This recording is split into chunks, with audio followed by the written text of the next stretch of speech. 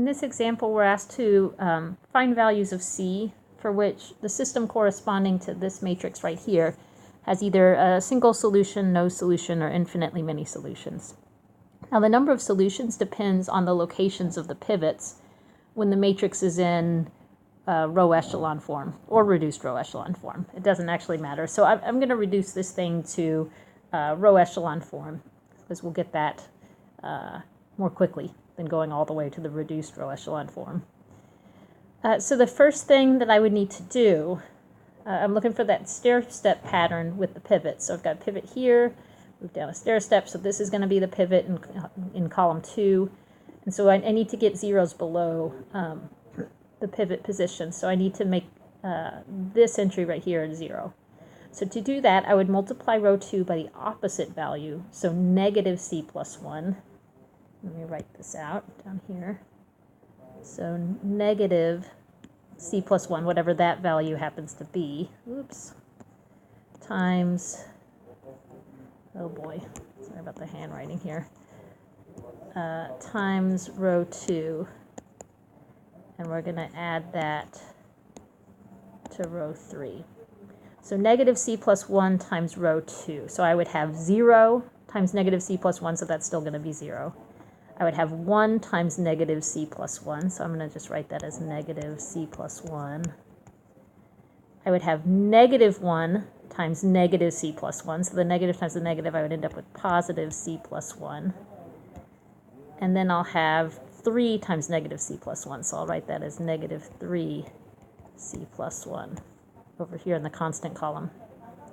Row 3, so I'll just copy that down, 0, C plus 1, C minus 1, and negative 1. And now I need to add those together. So let me scroll down here and do the arithmetic. So 0 plus 0, I get 0 here. Negative C plus 1 and then positive C plus 1, so this is 0. Or if you're thinking through the details of it, you have negative C plus C, so the C's are eliminated, and then negative 1 plus 1, so the 1's are eliminated, so we have 0 that way. If we add these together, we have C plus C, so 2C, and then the plus 1 minus 1, those cancel. So we have just 2C in this position here. And then right here, let me scroll to the side a bit, and I'll write out. We would have negative 3C minus 3 if we distribute that negative 3, and we're adding that to negative 1. So right here we have negative 3C minus 4. All right, so now I'm going to copy down the matrix, changing row 3 to what we just found here. This will be the new row 3.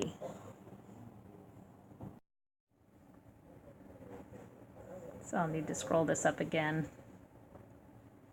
Okay, so I'll do this. Oops, I meant to use black here.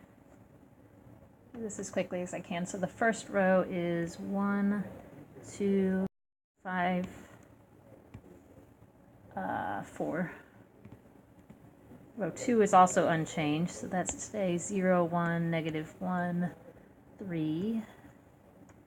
And now our new row 3 is 0, 0, 2C, and negative 3C minus 4.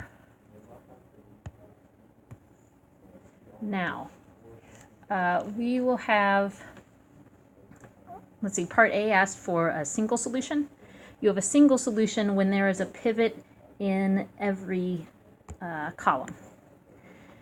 And just thinking that through, a pivot in every column means, so if we solve this thing now by back substitution, if I have a non-zero number here, I have something like 6 times x3 equals a number here, so I can solve for x3.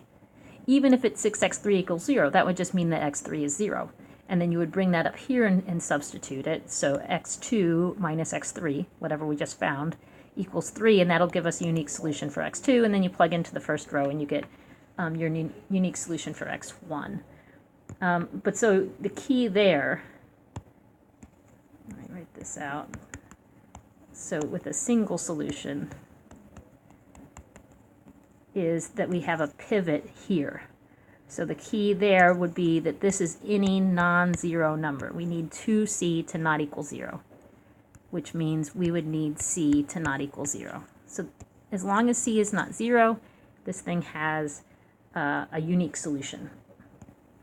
Now part B asked, when does this system have no solution? So in other words, when is it inconsistent?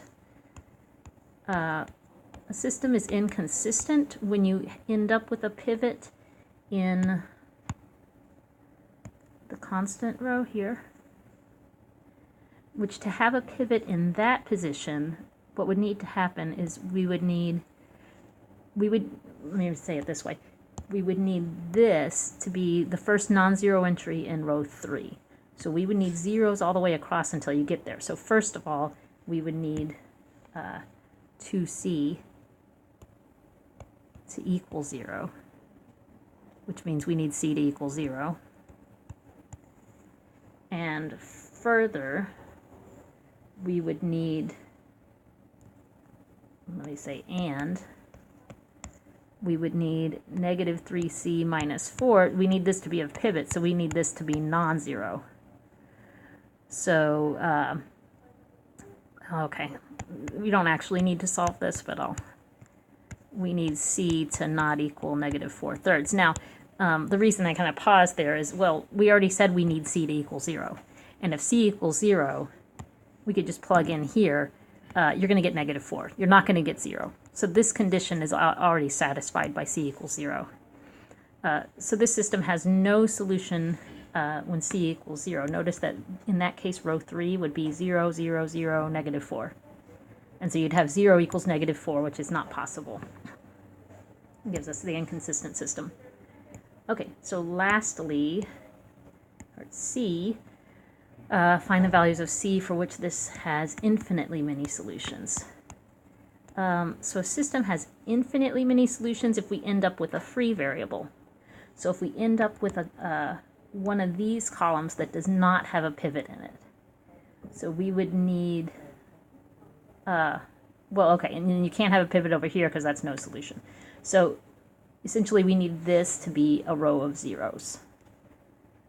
So there are infinitely many solutions